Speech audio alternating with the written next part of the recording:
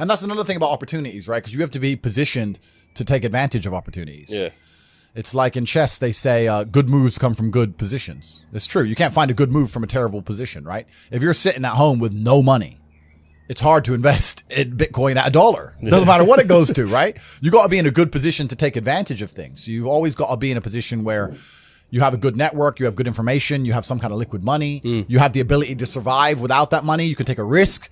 Like, it's hard to set yourself up. I'm in a position now where I'm in the NBA. I'm an NBA player. I can never go broke again. So it doesn't matter, right?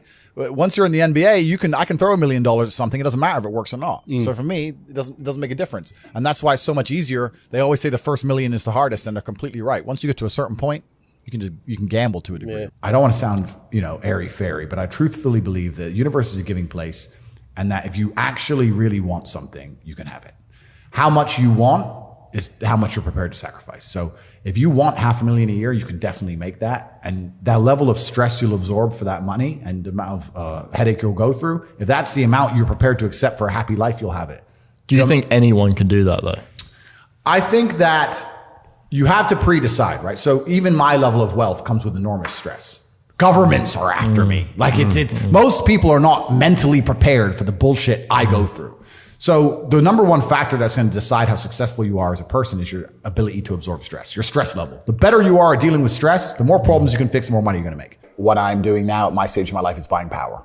So I thought I wanted to be rich. I didn't want to be rich. I wanted to be free. You're only free with power. And in the American political system is a perfect example of lobbyists and lobbying. Yeah. So they will lobby for things. They'll come along and say, I'll give you an example. Why are there no high-speed trains in America? America's huge and rich. High-speed trains would be fantastic for America, but the rail network is basically non-existent. The reason is because the oil companies lobby both political parties to make sure that they don't build trains, everyone drives. Long highways, it's good, sells a lot of gasoline. That's what they want. So once you get to a certain level of money, you realize you want political friends. So you're like, okay, I want this law, or I want this law to work this way. Or I just want someone I can call if this happens to me. And you just start giving a lot of money away, effectively. And you're trying to buy power, and that's the way it's always worked. That's what these huge corporations and companies do. Well, the thing is with reading a book is it's a reward without any risk. And this is why I think a lot of people are proponents of reading, and they say reading, because nothing can really go wrong besides wasting your time in life, of course, but they don't believe that. I am a much larger proponent of larger risks and larger rewards. If you want to learn about self-help, if you want to understand yourself and see what kind of man you really are and learn how to fight through adversity and learn how to get up when life's difficult and learn how to control your mind and learn how to struggle, then you can go to the boxing gym. And you can get your ass kicked. You do not need to read any books. You need to get in the gym, walk in there and say, I'm going to fight the best fighter here every single day and not quit until you can eventually beat him. But most people are not man enough for that. So instead they'll read a self-help book and they'll sit there and try and talk to me about mindset. I learned my mindset in battle. My mindset is 87 professional fights. My mindset was learned in the reality of the real world. I don't need to read a self-help book. I don't need to read about motivation or confidence. I've been in the cage smashing people's faces in. I don't need to learn any of that stuff. So I learned in reality, and reality is always going to be a better teacher than a book, because you're not learning when you read books. You're regurgitating. You may be reading, but I don't believe you're truly learning. My coach used to say, if it doesn't hurt, you didn't learn. And I think he's completely right. And it's the same with entire life. You see people make the same mistake over and over again until it eventually goes really wrong. And it's only then they'll change. Then they change. So absolutely. So I learned how to become self-disciplined and become self-motivated and work hard. And I learned how to face adversity and find strength within myself I didn't know I had, because people were trying to kill me inside of a cage. And you cannot replicate that by reading pages of a book. So it's a waste of time. There's a study I read about stress, and it was saying that stress has a placebo effect attached to it, because the placebo effect is extremely powerful. So they found some of the most stressed people in the world, and they split them into two groups.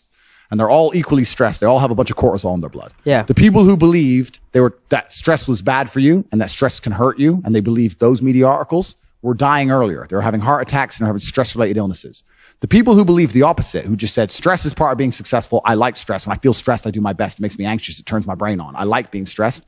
lived longer than average. Yeah. The point is the same drug, how you look at it and how your body anticipates it, how you feel about it affects the real world results. I don't think motivation is a real thing. I don't believe in motivation as a concept. I think discipline is real. And I also think discontentment is real. And I don't think it's possible for anybody to stay in a scenario where they're truly uncomfortable. If you fall asleep on your arm and your arm really starts to hurt, even in the deepest sleep, you're going to wake up and move your arm. If you sit there and your life has been in a rut for 7 years, you are semi-comfortable in that rut. Sure, there's days you're pissed off. Sure, you're semi-annoyed by it, but there's also days where you just play video games, eat pizza, and you're kind of cool with it and it's no big deal. If you were truly unhappy and uncomfortable and discontent with your scenario, you wouldn't be in it. So I don't believe there's anybody who's truly, when I was broke, I couldn't sleep.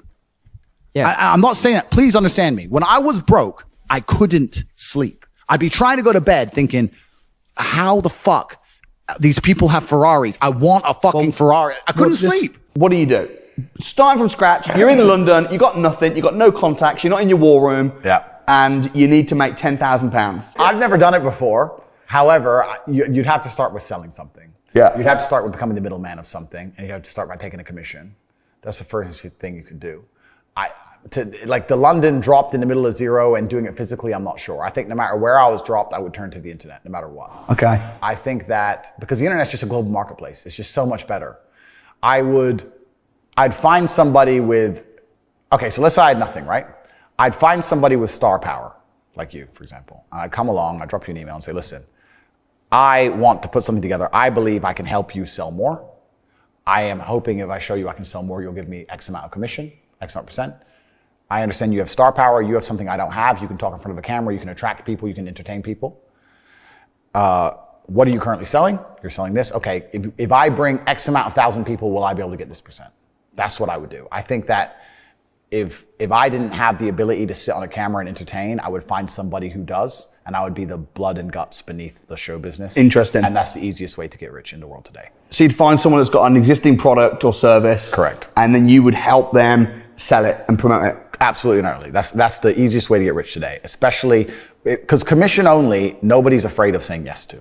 What's made me the most money is the War Room. The War Room is a private members organization that I run. So when I first got This is interesting. When I got extremely wealthy, I wanted to know where I kind of felt like I'd gone to outer space expecting to see aliens, and I got there and there were none. No aliens. I was like, where is everybody? Okay, I'm rich, but I expected once I became rich to meet other men who were rich, focused, intelligent, had their dating lives in order, their physical health in order, their finances in order, their connections in order. And I got to the top of the mountain and I looked around and realized nobody had it. Like, yeah, this guy's rich, but he's cucked by his wife and he's fat. This guy's rich, but he's controlled by the Matrix. This guy's rich, but he's dummy. He just made a bunch of money making music, rap. He's an idiot. This guy's rich. Like, and there was nobody who had it all. I was like, and I wanted a network of genuine predators. I wanted the Freemasons almost. I thought I didn't want to join their organizations, but I wanted people like you. I wanted people like me. So I started an organization to find those men. If you spend all of your time sitting around people who talk about how to become powerful and influential and rich, you're just guess what you're going to end up being? Powerful, influential, and rich. So now I have the greatest network on the face of the planet. And when I say it's maybe the most money, it's not because of the membership fee. The membership fee is very low. It's cheap. It's because of the opportunities and connections inside of the War Room. And that's why I am ultra competitive, and that's why nobody will ever beat me. If you're an individual and you wake up and think, I want to make my life better, and you spend 8 hours reading a book, that's fine. When I wake up to maybe 25 messages from some of the most influential and rich people on the planet that you've never heard of, telling me, buy this now.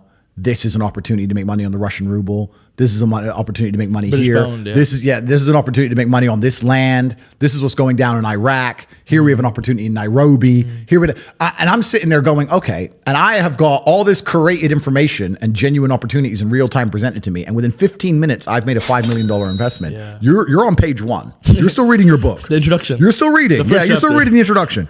And this is why, against people like me and my network and the other people inside the War Room, you will always lose. So the War Room's maybe the most money, but not because of membership fees or anything like that, because of the genuine connections and opportunities inside of the War Room. And we're just free minds. Anybody who listens to what I say and agrees with it and likes it should understand that you are the sum of the 5 people you spend the most time with. 100%. And if you know that, then you need to make sure you're not spending time with anybody you don't want to be. And if you learn and absorb and you're in the right place, then you can do fantastically well. So the War Room I mean, with the War Room Network now, I could never be broke ever again. I think the world would be a terrible place if everyone had a free mind. You do need the slave minds. I've heard you say that. As annoying as they are, Yeah. you do need the slave minds. You do need the guy who believes that, working in the gas station is important and he's good at it. You need him. It's good. You need these people. Yeah, but what if that guy just doesn't know any better, though? Good. Or he's This is what we're limitations. talking about. Good, though. fine. The world can't all be, mansions on the palm in Dubai. They can't all be that. So successful is all about self-definition, which is what I was saying at the beginning. You have to decide who you want to be. And if you wanted to be Joe Schmo and you pull it off, then you'll be a pretty happy, content person. To decide who you want to be. I think the people who are miserable, it's the gap between their expectations and their reality. That's where the misery lies. Yeah. My expectations were always enormously high. Even when I was a nobody, I knew I had to be filthy rich and a kickboxer, and I knew I had to be the kind of guy that people gave Were a you shit. happy at that point? I know, but I knew I'm basic things. At the age of 15, I knew that if I'm the kind of guy that if I raise my voice, people are going to care. I'm not going to be the guy who starts shouting and everyone thinks it's funny. I know I'm going to be the kind of guy who is genuinely a formidable opponent in all realms of human endeavor. I know I'm going to have money. I know I'm not going to take shit Where did from that come nobody. from, though? But You can't just. Yeah, I know. And you can't and just have it. I understand what you're saying because my whole life you I had the felt same like thing, there's bro. always more. I know that there's more. But I think a lot of people have that. Of course. But the people who are miserable are the people who don't try hard enough to obtain it, because I actually believe, and this is another thing I'll say, I believe the universe is very giving. I think the universe and God himself is very giving. I've yet to meet somebody in all my years who is genuinely giving 100% of themselves day after day, doesn't snake anyone, firm handshake, look you in the eye, doesn't lie to nobody, and tries 100% who doesn't get what they want. I've never seen it. Every single person who doesn't have what they want, there's something in their story that doesn't quite add up. I've yet to see some guy have you ever seen a guy who eats right and trains his ass off and never misses a gym session ever not grow? No, ever. no, never. Not Ever. what? Not what? Grow. Not grow. Not make ever. gains. It's just, that's the way the universe works, right? So if you're truly about it and you're truly trying your absolute best, you're going to do it. And that's what I believe. I believe the universe is extremely giving. So when I meet somebody and they go, I really wanted this and I don't have it, I say, you didn't really want it. You're a liar. I don't understand, or I don't fathom the concept of fun. I don't wake up and think, what can I do for fun? I don't wake up and think, what is fun? I want fun. That never crosses my mind. I wake up and think, I have things to do. And if I don't have things to do, I'll find things to do. You can always do more work. There's no such thing as no work to do. After this podcast is done, you can release it. And you can make X amounts of clips. That's going to be done. And then you could watch it back and you could analyze every word you've ever said and you could find a way to say it differently. You could look at a dictionary and find new words and you could learn them and you can memorize them all. Then you could sit down and you could rehearse it and use those words and sentences to make sure you pronounce them correctly and you don't make any mistakes. Then you could always do more work from the same thing. The work is never ending. The money is never ending. So you have to find joy in your work. You have to find purpose at least. I don't know if I even find joy in my work because I'm stressed and annoyed. I'm furious all the time. What do you mean we've made $1.3 million today? It's a joke. Flip the computer. But you have to conquer the earth.